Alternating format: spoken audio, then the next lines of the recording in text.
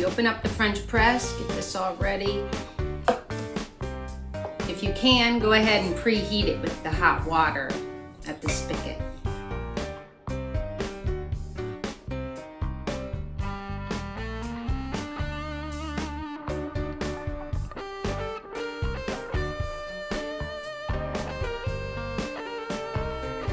In this video, I'm going to show you how to make coffee in the French press drinking mug. You open up the French press, get this all ready. If you can, go ahead and preheat it with the hot water at the spigot. In this video, we're doing 1:16 ratio, 1 ounce of coffee beans. You'll need your grinder. Grind it on coarse.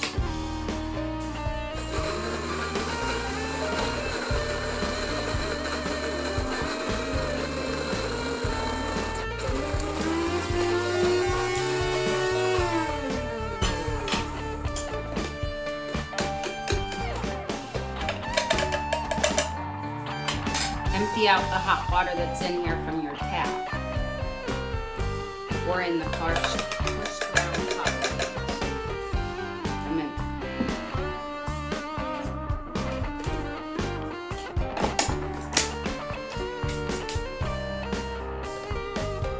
We have these really nice camp cups. They're 8 ounces. On the inside, there's a little mark. So I'm going to take 2 of these and pour them in my kettle.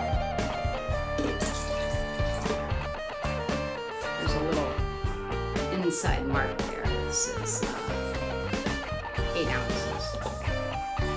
I'm taking the second 8 ounce, make 16, pouring it in my kettle. We're going to heat this water up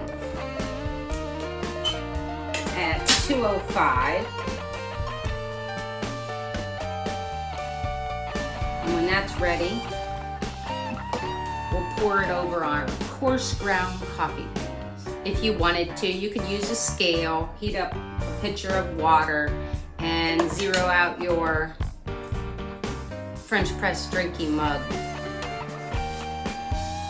and pour in 16 ounces of water. If you want, you can go ahead and do the 20 ounce. This is a 20 ounce steel toe, but today Terry and I are gonna drink 2 8-ounce cups of coffee this morning. In the meantime, the French press drinking mug has the screen and a brew stopper. So I like to let it sit and brew for 4 minutes before I go ahead and press the stem down on the brew stopper. And please make sure that you have this vented, meaning not closed down and in lock position, because you won't be able to press this down when it's ready to brew. While my water is getting ready to brew, normally I take this moment to go let the dog out, give him some food, and by the time I do that, my water's already ready. Okay, the water just went off. It's 205. If you don't have a digital thermometer on your kettle, just bring it to a boil, pull it off, let it sit for 45 seconds, and then you're ready to go.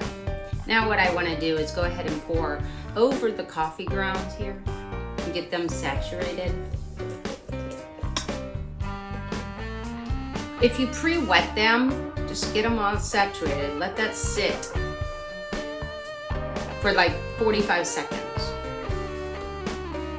That right there is allowing the coffee grounds to degas. There's little micro bubbles in there. It's just doing its thing. Chemical reaction with the hot water right now. If you want, go ahead and give it the smell. Smell that aroma. This is our tea grey house blend that I'm brewing today. Now I'm gonna go ahead and finish my rest of my water in the vessel.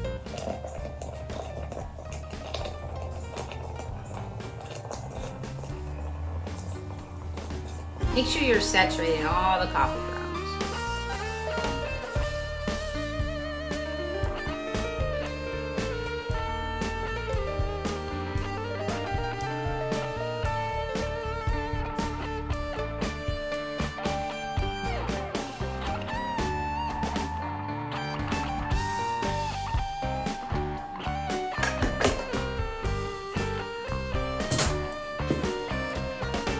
this is what it's gonna look like right now.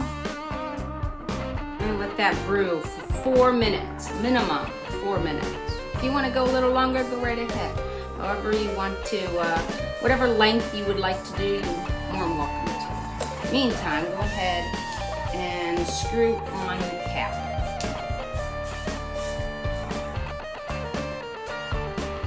We're waiting 4 minutes. Again, this is a good time to go do something. Maybe go get dressed. That might be a good idea. Maybe I'll go get out of my pajamas and go get dressed while this is brewing. I'll be right back. All right, 4 minutes is lapsed now. What we're gonna do is go ahead and press that down, and you're gonna notice a little bit of pressure. Don't force anything. Let's say I'm not feeling any pressure yet. If I do, I'm just gonna pull up and then go ahead and press that down.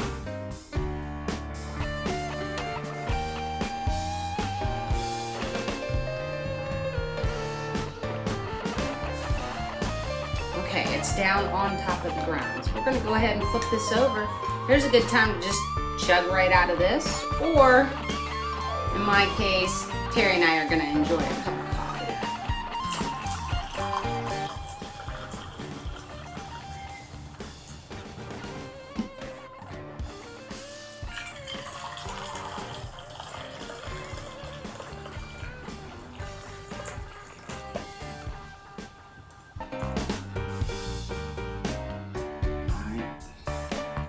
And that's how you do a French press.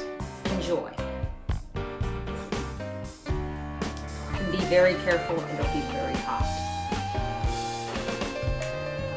If you decide not to use all of it in one setting, feel free to go ahead and lock that down.